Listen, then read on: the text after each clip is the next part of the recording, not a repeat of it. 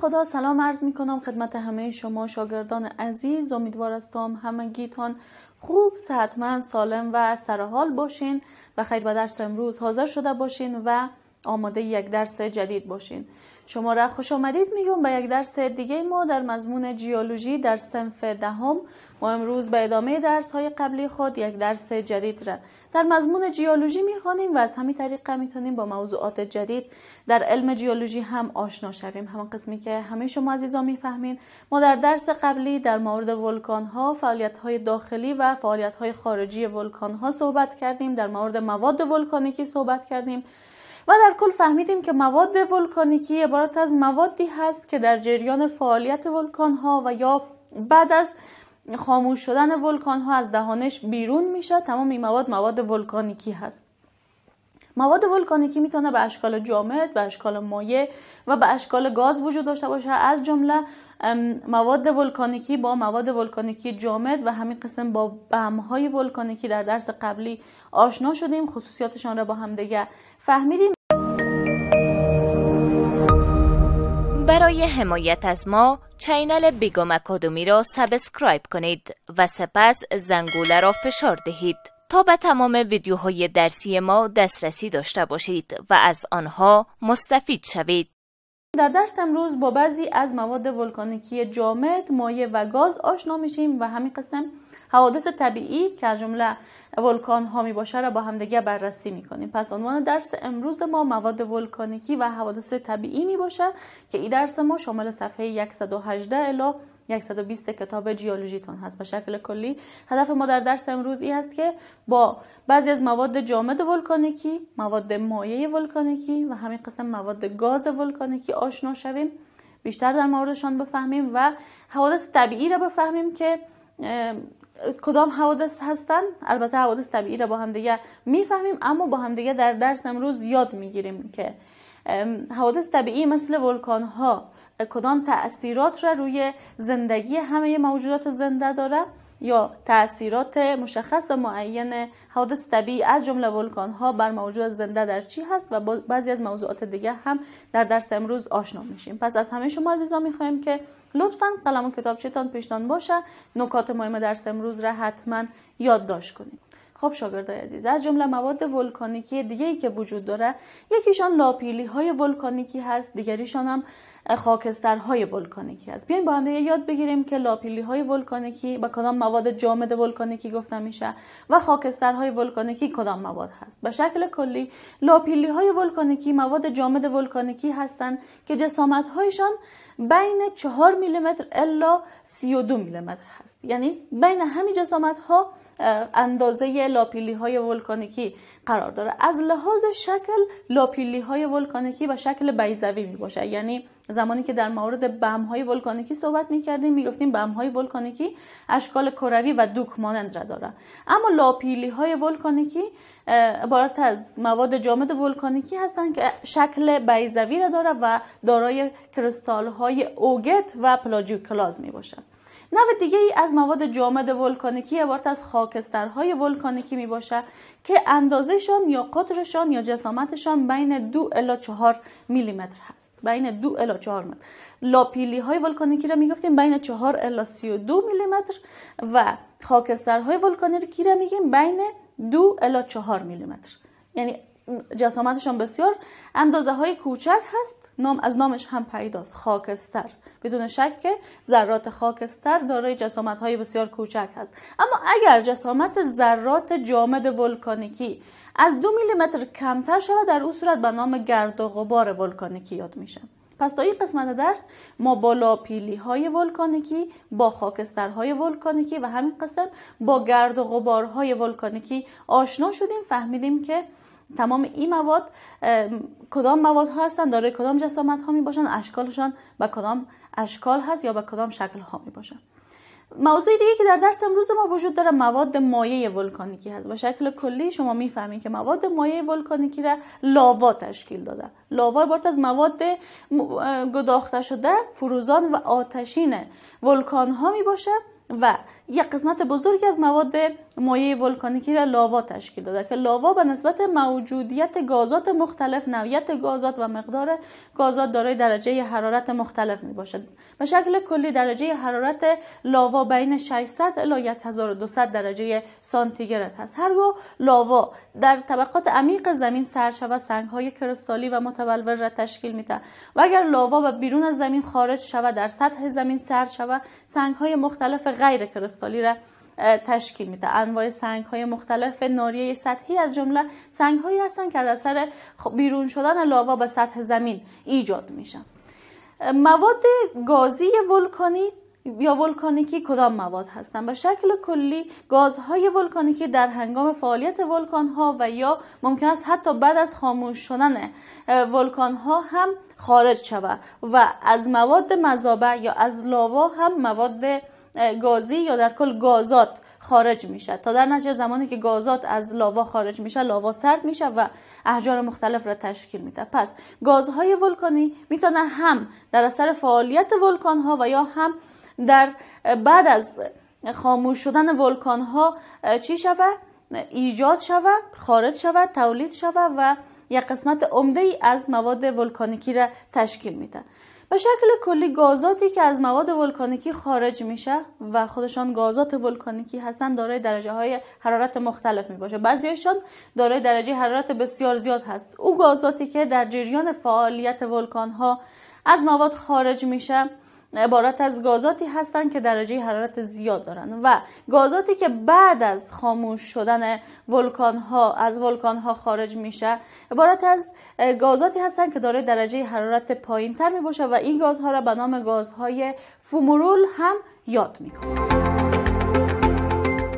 خب شاگرد عزیز، یکی دیگه از بخش‌های درس امروز ما عبارت از حوادث طبیعی هست. حوادث طبیعی که خود فعالیت ولکان‌ها و اثرات ولکان‌ها را بررسی می‌کنه. به شکل کلی زمانی که در مورد ولکان‌ها صحبت کردیم گفتیم باعث ایجاد ساختمان‌های مختلف در خشکی در ابحار شده، یعنی فوایدی هم داشته، در پهلوش ضررهای بسیار زیادی هم داره. این فعال شدن ولکان‌ها، فعالیت ولکان‌ها و فعالیت آتشفشان‌ها. به شکل کلی اثرات اولیه ولکان‌ها مثل جریان لاوا، مثل ریزش خاکسترها و یا موجودیت ابرهای سوزان، انفجار کوه‌ها، جریان گل و همین قسم ایجاد امواج مختلف در ابحار به اثر فعالیت ولکان‌ها سبب ایجاد خسارات جانی و مالی بسیار زیادی شدن. خوشبختانه امروز با پیشرفت علم و تکنولوژی و پیشرفت هایی که در علم جیولوژی یا زمین شناسی صورت گرفته، دانشمندان علم جیولوژی تونستند که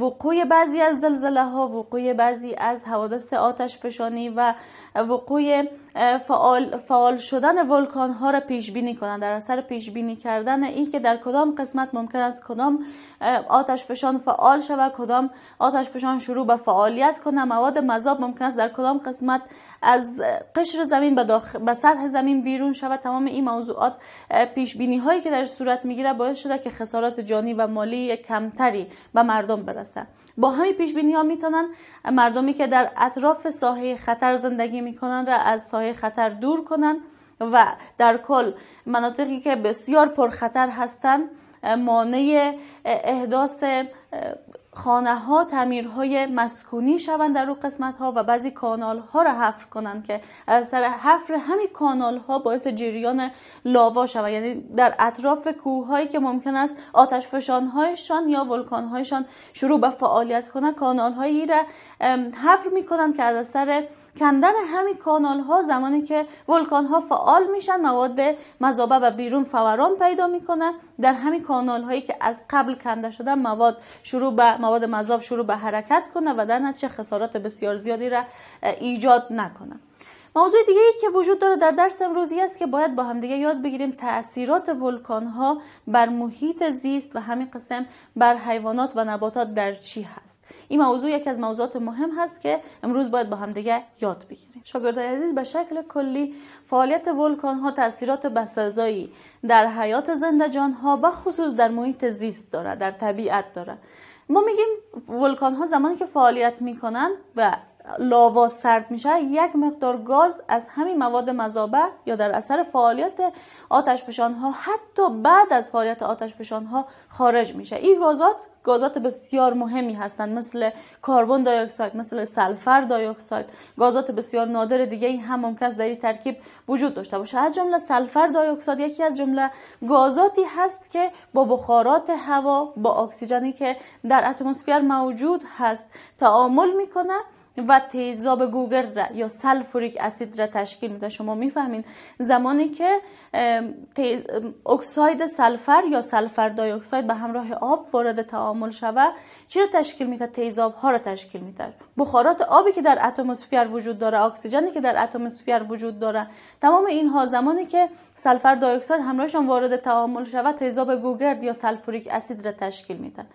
ایجاد سلفوریک اسید در طبقات بلند اتمسفر سبب باریدن بارانهای اسیدی میشه. این بارانهای اسیدی بر زندگی زنده‌جانها، حیوانات، نباتات، بر زندگی انسانها تاثیرات بسیار زیادی داره و عواقب بسیار بدی داره. همین بارانهای اسیدی که در نقاط مختلف از سطح زمین ممکن است که شروع به باریدن کنه. این در کل همین موادی که از ولکان ها بیرون میشن گازاتی را از خود خارج میسازن. لاوا در اثر سرد شدن گازاتی را از خود خارج میسازه. این گازات در طبقاتی از اتمسفر زمانی که به همراه بخارات آب یا به همراه اکسیژن وارد تعامل میشه، تیزاب ها را تشکیل میده. یکی از تیزاب هایشان را با هم دیگه فهمیدیم.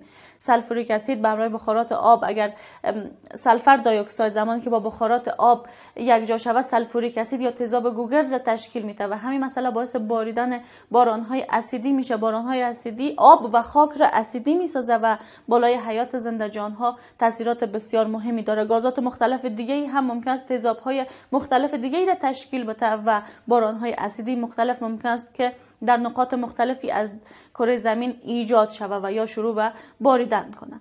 از جمله مواد دیگه ولکان ها که ما در موردش صحبت کردیم، خاکسترها از ذرات گرد و غبار، خاکسترهایی که از اثر فعالیت ولکان ها ایجاد میشه.